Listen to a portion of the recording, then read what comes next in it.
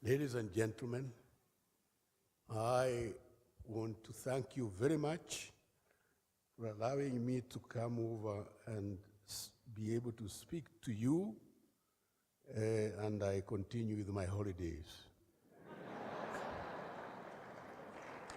Now, I am very pleased in the sense that you want to hear something like this. I haven't quite prepared it, but it's a lovely subject, and we should like to encourage you to study it more and be encouraged to write about it. So, ladies and gentlemen, I want to invite you all, cabinet secretaries, vice chancellors, fellow Kenyans, ladies and gentlemen. The 50th anniversary of any human endeavor is an important juncture. It is a time to solemnly take stock of the road traveled that has, at that particular point in time,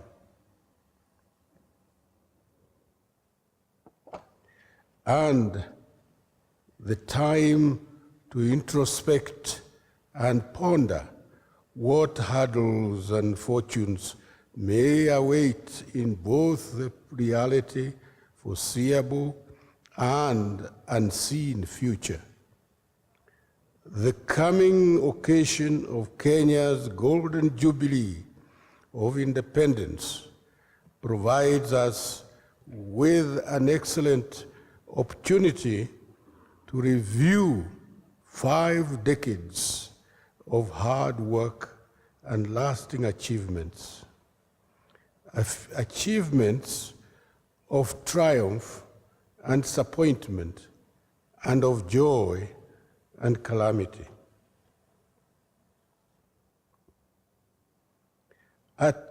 And it is the time to plan ahead for an even bigger, better Kenya, in which the prosperity agenda can be made more inclusive and hopefully with minimal calamity.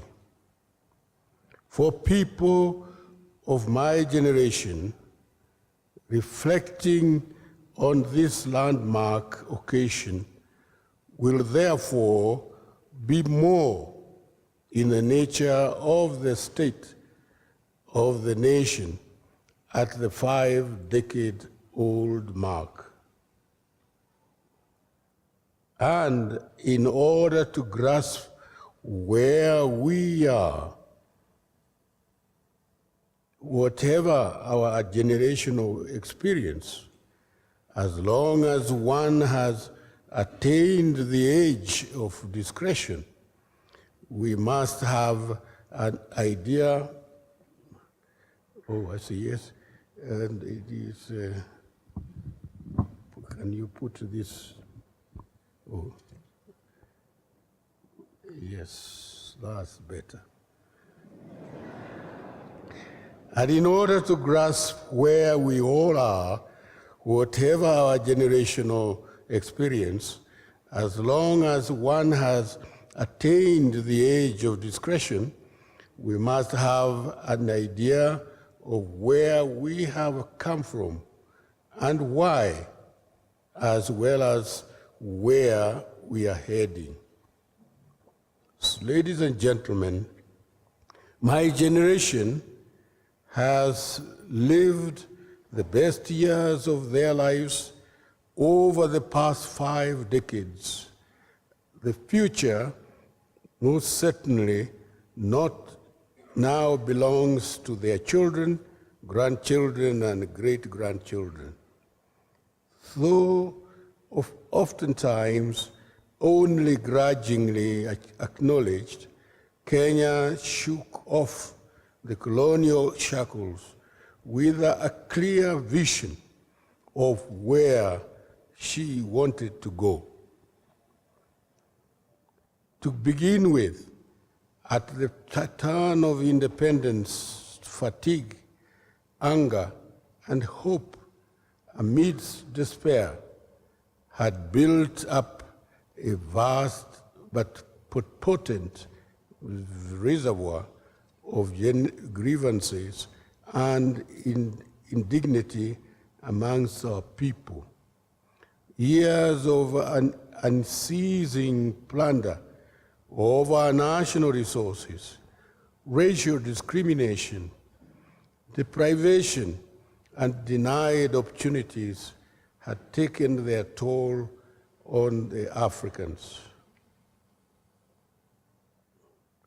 Conscripted labor by foreign farming and business investors had stolen their dignity and hastened the demand for independence and sovereignty. The 1955 bid to mitigate discrimination and deprivation through token representation of African in the Legislative Assembly came too late and too little. Long-standing bitterness and anguish dominated the psyche of Kenyans who wanted nothing short of a new order. They demanded political freedom, equality, and dignity for all.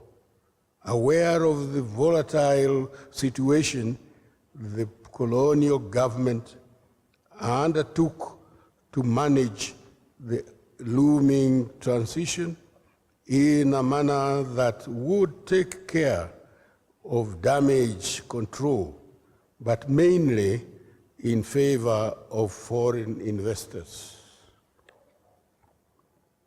Colonial government-led transition management into an African government included partial land redistribution in the form of settlement programs. This included the Africanization of the former European farms, but on a very limited scale. With it also came selective recruitment of a small number of Africans to occupy top positions formerly held by Europeans. Ladies and gentlemen, all those efforts were aimed at decelerating nationalism and slowing the pace towards full independence. Essentially, the objective behind these desperate but cosmetic reforms was intended to upstage foreseeable anarchy by African nationalists. Such anarchy, the colonial masters knew, would be a big threat to European investments, especially in agriculture and business. As a matter of fact, one of the major tools in the hands of the colonial government was foreign aid.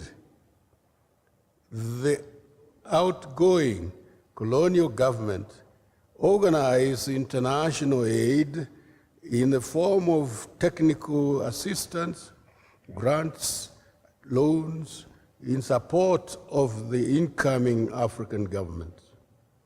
That kind of support, however, could not support a nascent government keen of standing on its feet and establishing an identity. What Kenyans needed at the time was a soft landing in the form of recurrent and development assistance.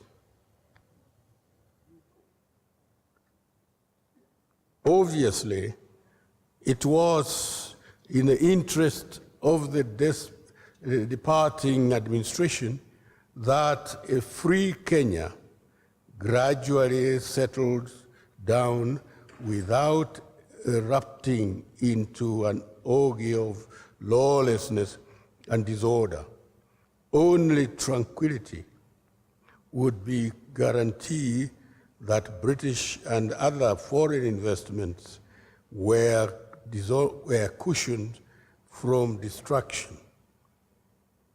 Ladies and gentlemen, Kenya's relentless quest for independence culminated in the founding of an African under Jomo Kenyatta, the Prime Minister of independent Kenya, and its inaugural president thereafter, when Kenya became a republic. At this point, Kenyatta and other founding fathers were keenly aware of the great yearning underlying the restlessness Kenyans suffered. Thus far, they had been with the people at every turn, yet there was no illusion about the national dream.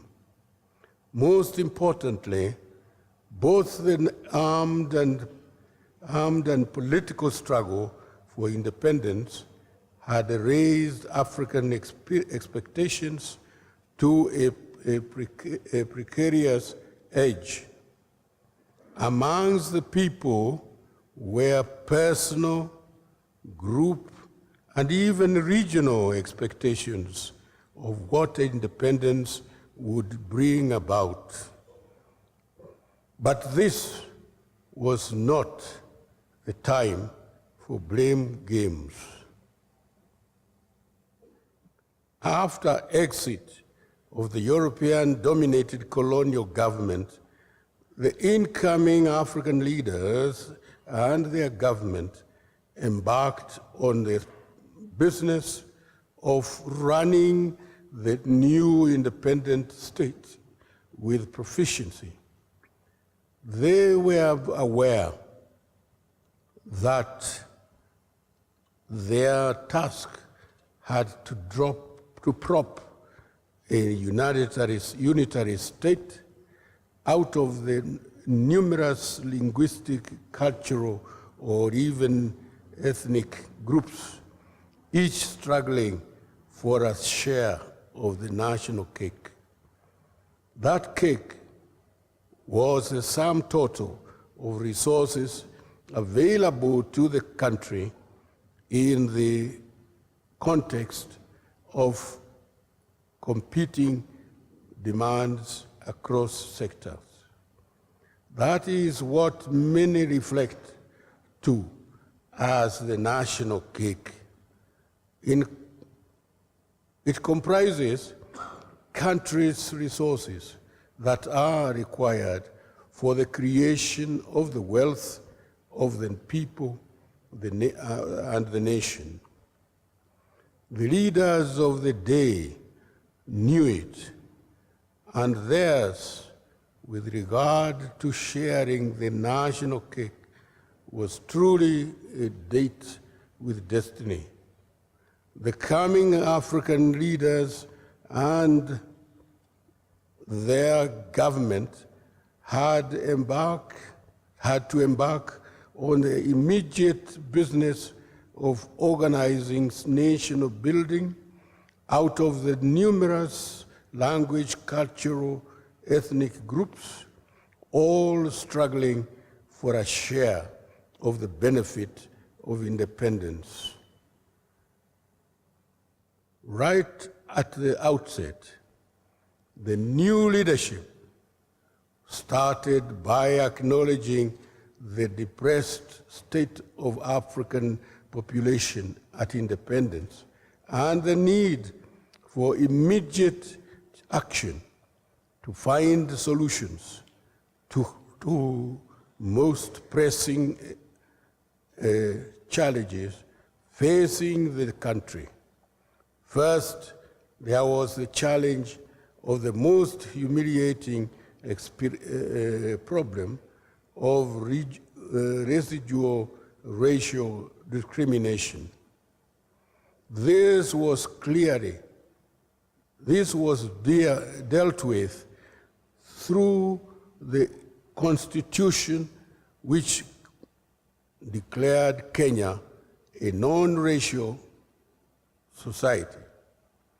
What remained was the implementation of pro-equality enforcement through administrative decisions. Fortunately, such decisions were not lacking.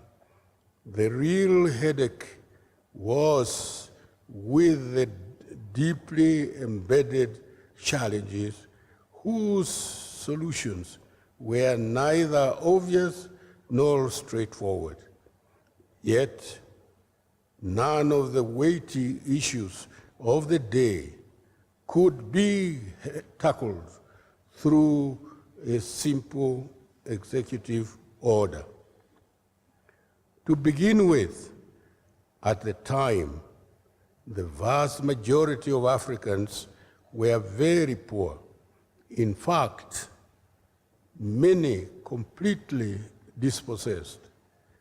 For years, these people had slaved away for the settler or colonial masters.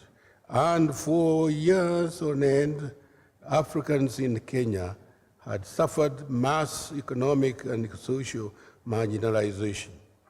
Marginalization had rendered millions of Kenyans destitute in their own motherland.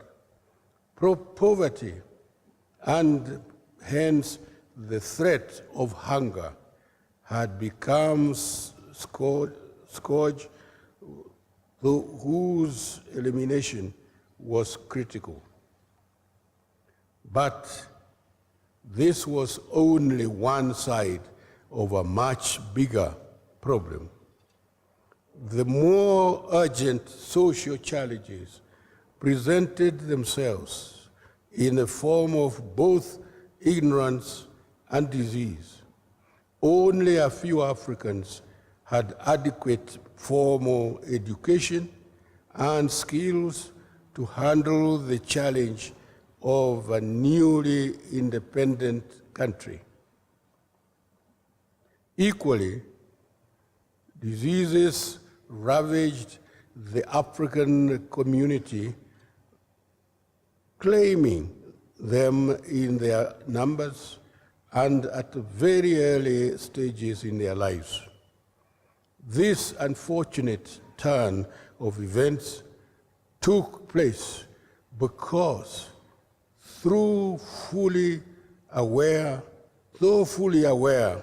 the colonial administration paid no meaningful attention to the health care needs of the African population. Clearly, the atmosphere was bleak and life was brutish. No formal movement would take place without first addressing these daunting challenges. This was the context in which, with the declaration of war against the three social phenomena, poverty, disease, and ignorance, was made. The three were undoubtedly the most immediate and austere enemies facing Kenya at the turn of the independence. Evidently, the declaration was not arrived at arbitrarily, nor was a mere turn of phrase or a rhetorical flourish. In fact, it was a thoughtful combination of hindsight, insight, and foresight. The clarion call urged all to join the building the nation, their nation. Looking back to that momentous period of our national history, we can only now begin to appreciate the magnitude and the complexity of the trust the people of Kenya invested in their very first own government. Ladies and gentlemen, worth noting is that the departing colonial government transferred to the incoming administration the bare minimum resources it could so as to avoid losing face. Consequently, the first African administration had to reinvent many aspects of the wheel, times without number. Quite often, the independence government had to improvise a great deal too. Foremost in its sight was to reach everyone within its borders. The founding administration, meanwhile, adopted the best that the British and others had proposed, and as much as possible discarded much of the worst and the unattainable. While the changing of places was taking place, a lot of simmering political goings-on was afoot back to the day. The jog, you mind a little, Kenya gained independence in a majimbo system with a national government and 8 strong regional governments, majimbo. The regions were delineated on the basis of the then existing 8 colonial provinces. The national government was, meanwhile, host to the 3 branches of government alongside the National Assembly and Senate as the 2 chambers of Parliament. Whereas the National Assembly was the main legislative chamber of Parliament, protection of the majimbo system against arbitrary abolition was the Senate's primary role. It is important to recall that majimbo was an imposition by the colonial government. The system was introduced to enforce mechanisms intended to blackmail the incoming African leadership to accept it as a condition of granting independence that would follow. Rather than waste precious time, the majority of the African leaders reluctantly accepted the majimbo system on the basis of Kwame Nkrumah's counsel of, I quote, "Get ye political freedom first, and all else shall be given unto you." And sure enough, the question continued to beg after independence. Within a short time, managerial come technical skills of regional governments proved wanting. The inability of regional governments to mobilize enough taxes and other resources to meet their residents' obligations broke the camel's back. Members of the public from the various regions soon started demanding the services they could not get from their regional administrations, from the national government. That, together with the reservations expressed previously by the national leadership towards Majimbo, led to the abolition of the system in 1966. It was replaced with the now defunct local government system.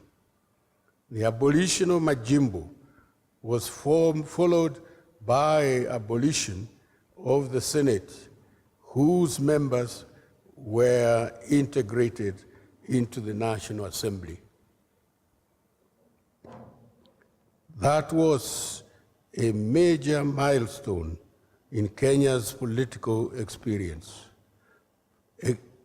The exit of the Majimbo system was the establishment of a centralized unitary system. This structure lasted a whole 46 years and was replaced by a devolved system of government enacted in the year 2013 under Kenya's constitution, promulgated in the year 2010. The fate of the new system is still evolving. The struggle against Majimbo was pursued against the need for national unity at a time when the world was divided along intense ideological fire lines.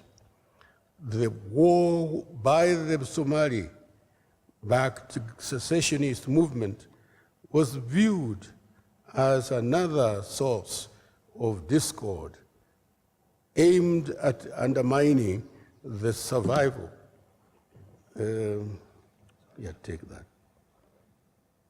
At undermining the survival and unity of the new state.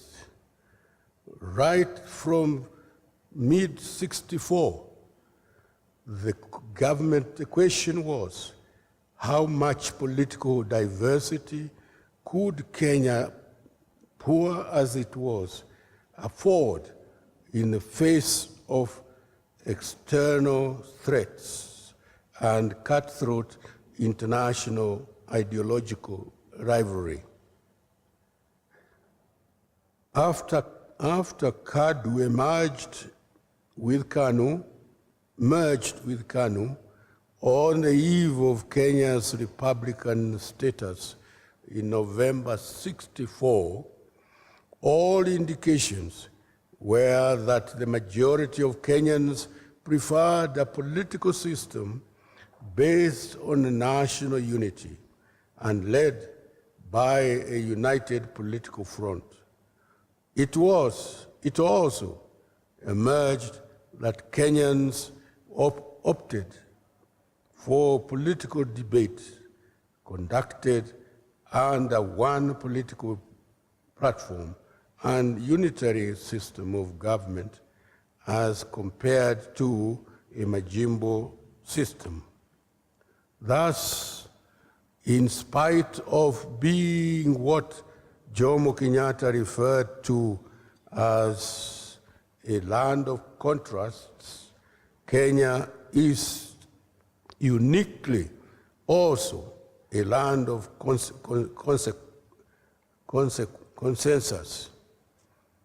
It is the place where allowed bittermost political rivals find ways of accommodating each other and working together for the benefit of moving the nation forward. Oftentimes, this quest for a political middle ground is driven by the love of the country, though one cannot completely rule out other factors, including the pursuit of selfish interests based on political realism and the possibility of postponing the battle to another day. Nothing illustrates this reality better than the circumstances that led to the merger of KANU and KADU in the 1960s. The spirit that gave birth to the Inter-Parties Forum of early 1960s. The short-lived political marriage of KANU and NDP in the late 1960s and early 2000. But perhaps the most instructive example of the phenomenon is the year 2008 formation of the coalition government formed at the brink of an artificial apocalypse. It was an apocalypse.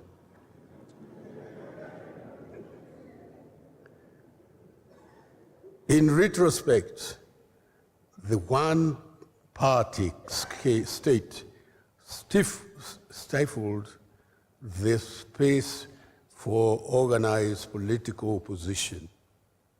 This came to pass even as Kenyans desired an environment that would be tolerant of criticism from individual leaders with differing views as well as citizens. And even in the new political reality, Kenyans aspired to free expression. It also meant that political competition would take place among individual candidates nominated by the only political party, KANU. This is the spirit that saw the country through its development at the nascent stage of independence until 1966, when Kenya People's Union was formed, only to be banned 3 years later. The situation remained the same until the 1982, when Kenya officially became a one-party de jure state. In terms of state organization, there was an astounding difference between the period spanning 1966 to 1982 and the one that followed 10 years after till 1991. It was the fact that the leadership feared that organized political opinion that went contrary to the ideology of the government of the day posed a threat to the interests of the state. The hard-boiled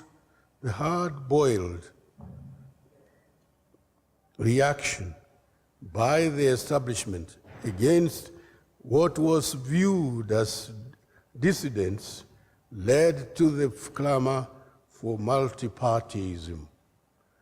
That was attained in 1991 after the recommendation of the Saitoti Review Committee, and that is how several other political parties joined KANU in the search for a share of political power. It also opened up opportunity for to give the country's leadership in a new vision. Besides, the expanded political space gave the country hope for a new constitution.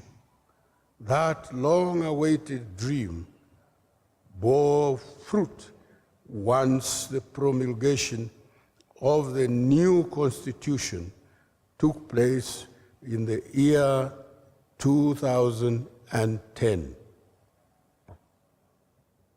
The pressure of independence left the new government with no option but to embark on a deliberate Africanization program. This was the best bet as the government sought to enhance its political legitimacy in the face of incessant nationalism, the divisive Majimbo, and the demand for action on the pressing problems of the day.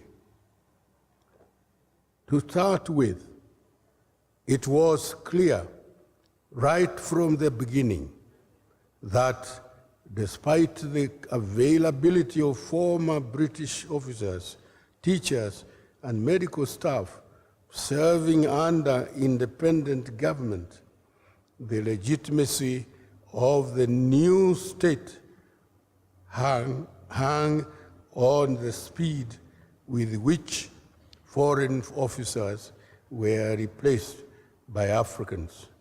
This was the first and most important test of the existence of an African government.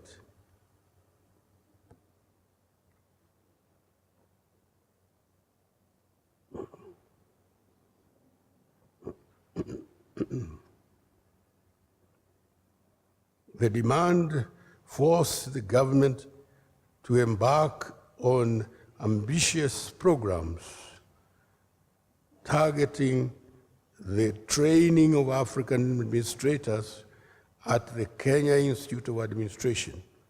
Elsewhere, the government undertook to train doctors and other medical personnel, as well as teachers at various other institutions within the country and abroad. After placing Africans in the civil service, education, health sectors, steps were taken to ensure Africanization of the economy took place.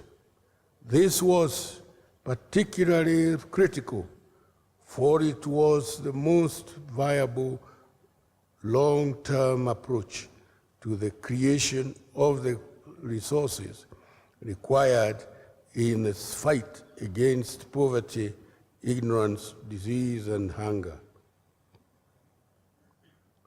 The first strategy towards the Africanization of the economy focused on agriculture. It aimed at encouraging the African peasantry to engage more in crop production, for domestic and export markets.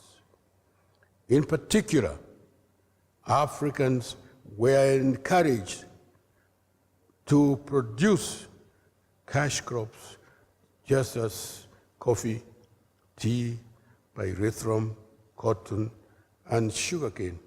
Most of these crops mainly targeted export markets, the grand aim being to earn foreign exchange.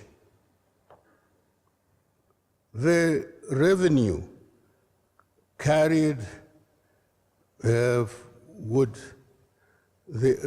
earned would enable the country to import capital and other goods it needed to improve the welfare of Kenyans. To achieve desirable results in this area, there was need to redistribute more and more European land to Africans as a way of enabling them to take part in a commercial agriculture, which was previously an exclusive preserve of European settler farmers throughout the colonial era. For Kenyans, the acquisition of former European farms and the participation in cash crop farming was the most significant evidence that Kenya had indeed gained independence. Involvement in other commercial agricultural undertakings was the icing of their cake. It is important to note that save for the settlement schemes targeting mainly those regarded as landless, Africanization was essentially based on willing buyer, willing settler, willing seller. Mzee Jomo Kenyatta had already sounded a warning that there were no free things. Finding markets for the goods and services produced by the locals meant there would be income to the population and therefore order and decorum in the country. On the contrary, lack of income generation activities would engender anarchy, besides threatening the rule of law in the new state. Not all went as planned or desired. There was no easy break for poor people. In fact, it is those with money or access to credit who got the better part of the bargain in the immediate post-independence era. Access to resources became the root of inequality with regard to gaining ownership of land and business, or so it seemed. Meanwhile, most individuals, companies, cooperatives, or other groups that bought land, subdivided it and distributed it to their children or shareholders. As a result, the hitherto large settler farms became small holdings occupied by numerous peasant farmers. That is how a significant portion of large farms in Rift Valley, Central, and other parts of the country, formerly owned by settlers, became settlement for peasantry. Obviously, an expanded peasantry drove the largest part of rural Kenya into more permanent peasant economy. This state of affairs gave rise to the need to transform Kenya's rural economy through what came to be known as rural development programs. This move, among other things, was intended to forestall rural-urban migration. All in all, land distribution to Africans was a means of shifting both economic and political power from Europeans to Africans. The second stage, the second strategy of the new leadership focused on the transfer of business and trading sectors to Africans. This effort was directed at European and Asian businessmen and trading activities. A large part of these had been transferred to Africans by 1979. The third Africanization strategy focused on industrial and financial activities, without which African participation in the economy would have been only half done. Yet this was the most difficult part of the exercise, primarily because it required a lot of capital, specialized managerial skills, and excellent marketing capacities. Unfortunately, only a handful of Africans had sufficient capital capacity or insight in their field. On the overall, the overarching spirit that saw the birth of KCB, NBK, ICDC, IDB, KIE, and DBK in the financial sector was a result of quest to transfer industrial and financial empowerment to African people. In agriculture, ADC farms, AFC, and an array of crop development and research institutes were formed to fulfill the same purpose. Weighed down by such enormous human capital deficit, it took a little longer before Kenyans could venture into the more specialized sectors of our economy. Over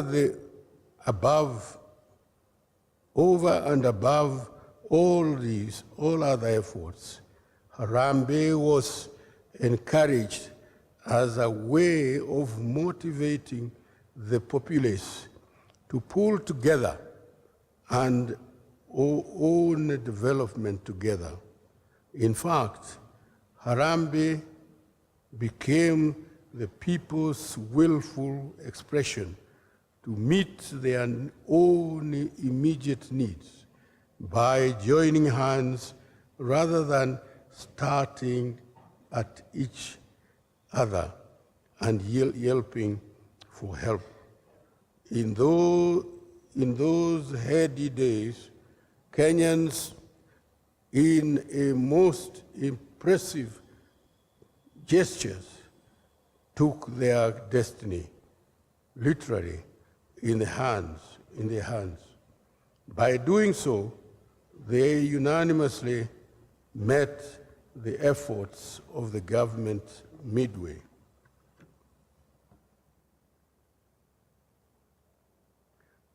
In spite of such a well thought out plan and roadmap to a dignified Kenya, Africanization, noble as it was, had many detractors, some of them regrettably Africans. Those who could not stand it were the kind of people who had swallowed the ideology of racial superiority line, hook and sinker, to the point of self-loathing. Theirs was an alarming inferiority complex. It's intrusively dangerous to the prospects of a new African state. Meanwhile, paradox of significant proportion confronted our people. The world was rapidly modernizing and spreading education and technology on the one hand. World media exposed the African to what was happening in other regions of the world, many of them as a far cry from Africa's well-endowed status with regard to natural resources and mineral resources, mineral wealth. It was readily noticeable that regions less than half as endowed as Africa were forging ahead as our part of the world, with all its resources, continued to sit in its tower.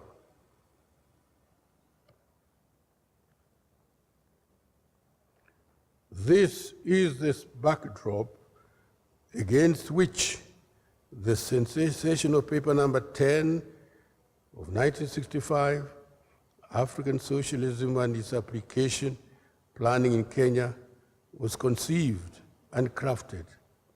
This was a systematic and result-oriented roadmap to economic growth and development. The paper, it was hoped, would unlock of the country's capacity to deal with poverty, ignorance, and disease, while at the same time enhancing the living conditions of the people. The ultimate objective was to move Kenyans en masse from poverty into decent living in an environment where glaring inequality would be adequately addressed. The creation of opportunities for an eagerly awaiting population was as critical as it was urgent. The seldom voiced objective behind this pursuit was to move the people to a more dignified ground where the ravages of colonial misrule would not keep haunting them. Development had to be lived. It had to be an experimental. Indeed, it had to be an everyday reality if it was to resonate with Kenyans at all. Mere talk about freedom, however poetic and lyrical, was not going to convince Kenyans that they had indeed won their freedom. Walking the talk was, therefore, the foremost concern of the government very early in the day. Attempts were made to make basic education universal and free from the very outset. However, the departing powers left behind very little resources to shoulder such a dream. Some modicum of free education came 10 years afterwards, especially in 1974. When this happened, the interest in education shown by Kenyans was shocking. With the advent of adult education programs, lactating mothers and men old enough to be fathers trooped to the school en masse to partake of enlightenment. Clearly, the magic of education was not lost to the Kenyans. Against many odds, by the time Mzee Kenyatta was exiting the scene, the sensitivity and contours of Kenya's nationhood had been sufficiently etched into the minds of Kenyans. The nation-building surge witnessed in Kenya during the first 15 years of independence under the founding administration was remarked all around both the region and the world.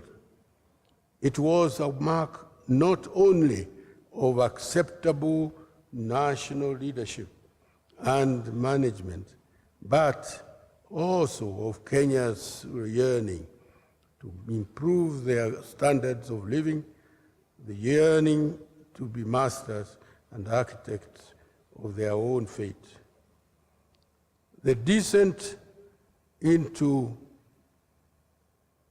a period of backsliding and stagnation that followed this terrific start lasted almost one complete human generation. Well, at times, every country experiences down movements characterized with diminished fortunes. And Kenya had its own share of time of wandering in the wilderness. Those were effectively Kenya's years in the wilderness, the years during which Singapore, Malaysia, South Korea left countries like Kenya far behind, and yet on the starting line, we had begun virtually shoulder to shoulder with respect to development and potential. The reason why Kenyans revisited the enthusiasm of the 60s and 70s in the year 2000 is because they had ready-made resources of what worked back in the day. Yet, that does not mean we did not have our fair share of challenges. Still, we had not eradicated ignorance, poverty, disease by a measure that could be called world-class. However, the sheer number of schools, colleges, universities, and health institutions built through government and communal efforts was unparalleled. The cooperative movement literally turned the tables of the bad fortunes that Kenyans described at the dawn of independence to bring up a generation of able men and women who could educate their children, take care of their basic needs, and deposit the surplus money into savings accounts. After the year 2002, a new generation of Kenyans renewed the cooperative and self-spirit for a new era. The determination of Kenyans was and remains epic, and that says a lot about the power of a positive national work ethic. Naturally, the discovery of oil, iron, coal, and natural gas in various parts of the country in the recent years adds to the ready-made fact and reality of a greater future within accessible horizon. Going forward, therefore, before the faint-hearted look down upon themselves or despise their contribution to the milestone that defines Kenya today, it is important to remember that most of the achievements recorded in the last 50 years are a product of the labor, diligence, and goodwill of millions of Kenyans. This vision, with Vision 2030, setting a new benchmark for Kenya's takeoff into a modern society, and as the confirmation of the extent of our mineral continuing by the day, I have no doubt that Kenya has a chance to become the exemplary player in Africa. Our fortunes as a country can only multiply if a lot more thought and focus are spared for industrialization and technological development in our country. As citizens, we owe this country the duty to ensure that poverty our people suffer amid plenty effectively dealt with and eventually eradicated. We owe our country the commitment to expunge the inequality that threatens to divide us. These we owe our people, even as we seek the best way of achieving and using our resources for the greater good of all. We must use the recently built upcoming infrastructures to accelerate mass production of our goods and services to the local and market. We must encourage our people to make money and use it to expand the production and improve the living standards of all. This is the inclusive prosperity agenda that we must pursue as a nation far into the second half century of Kenya's independence. As you may recall, by the end of the year 2002, Kenyans sought a new way of doing things. Hence, there was a radical enhancement of access to education at all levels, beginning with establishment of free primary education. This was followed by expansion of secondary as well as university education as a basis for mass human capital development and prerequisite for industrialization. Serious efforts and constitutional review and ultimately the rewriting of the Constitution were undertaken, including the holding of not one, but two national referenda on the issue.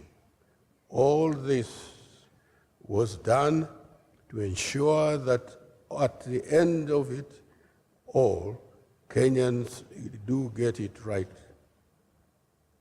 The much-awaited law was finally formulated in August 2010, when Kenya's new constitution came to force.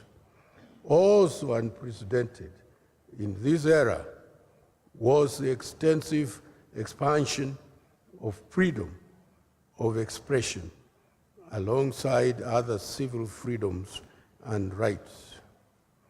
The government also undertook economic reconstruction into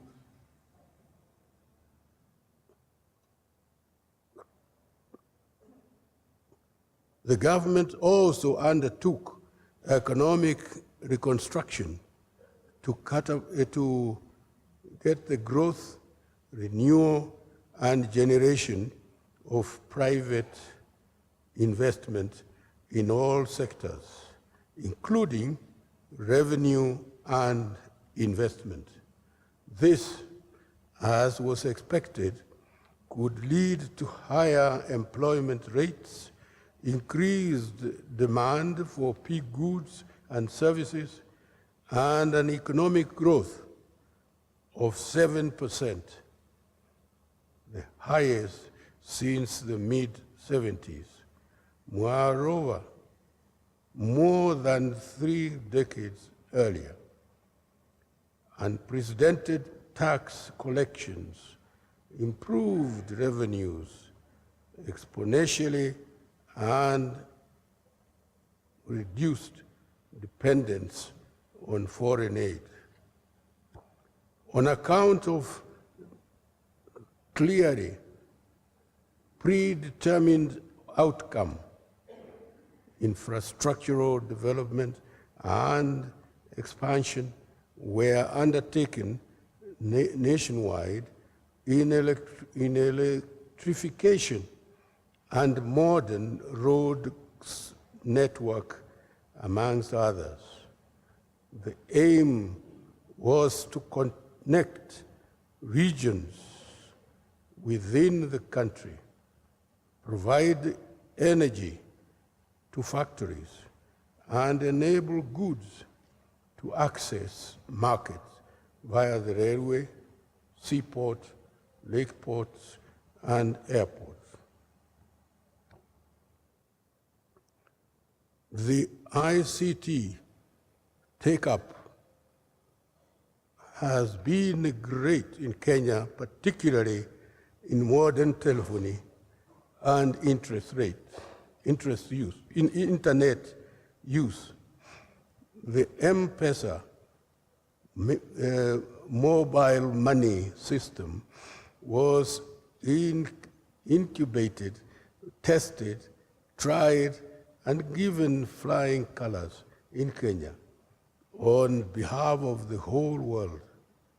This facility has lifted millions out of poverty and made tens of thousands of previously unbanked Kenyan bankable. The laying of fiber optic cable has, in the meantime, no doubt, taken Kenya to the front lines of the digital era knowledge economy.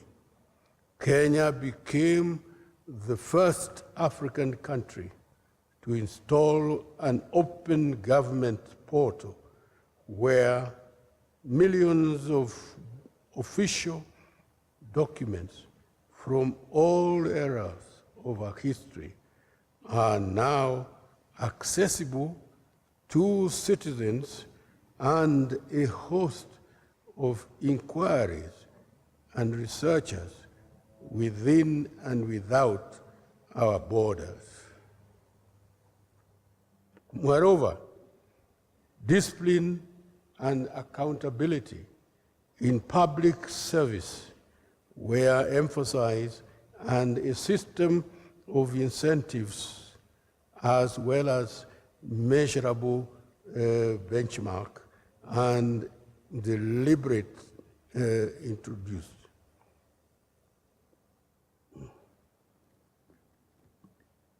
Going forward, it is appropriate to note that high interest rates remain a disincentive to long-term investment, especially in the processing and manufacturing sector. Over-reliance on agriculture still obstructs industrial and industry-based economic takeoff. One of the best ways forward is, without question or hesitation, the eagerly awaited completion of LAPSET project, Kenya's biggest infrastructural undertaking ever. The completion of this giant project will increase trade between Kenya and her neighbors, and in particular, Ethiopia, Sudan, and Uganda. In retrospect, I am most glad to note that two aspects of the presidential politics of the first 38 years of independence were retired in the previous era. These are Superman worship and the culture of personal benevolence and handout.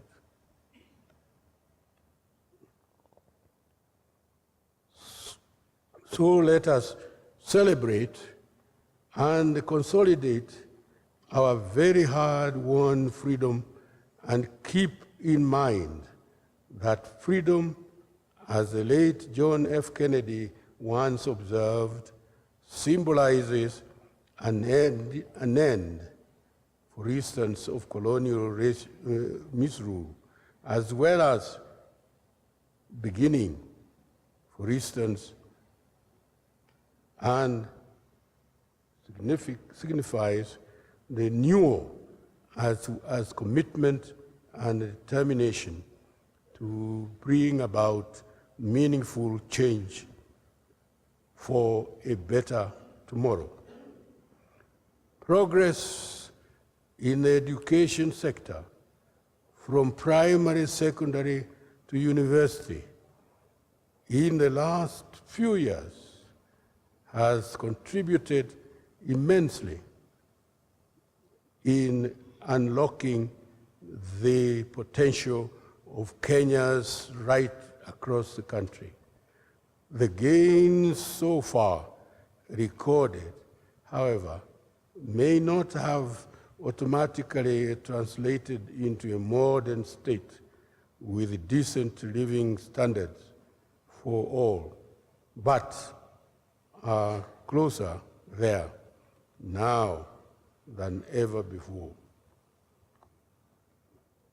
So far, the leadership of this country has done what has been within their ability and reach with regard to getting Kenyans to the promised land.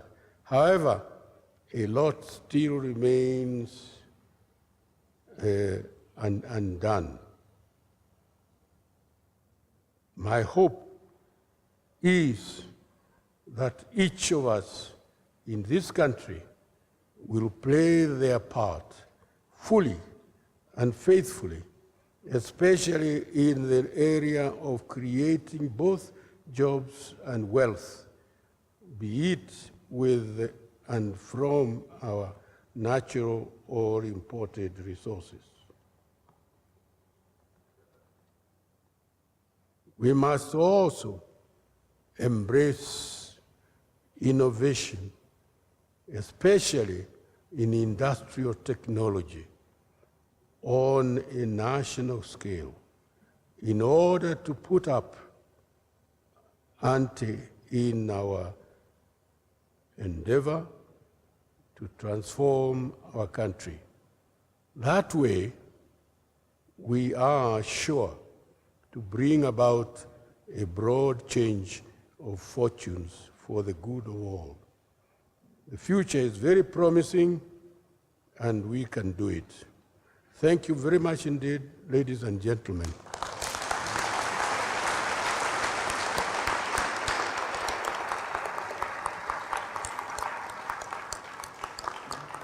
Well, ladies and gentlemen, this is a bit longer thing of how was it?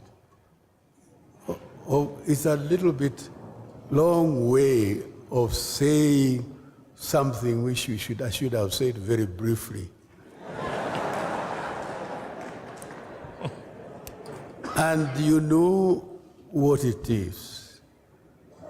And we know we will achieve. And I have no doubt at all myself, Kenyans are set to become prosperous in the coming years.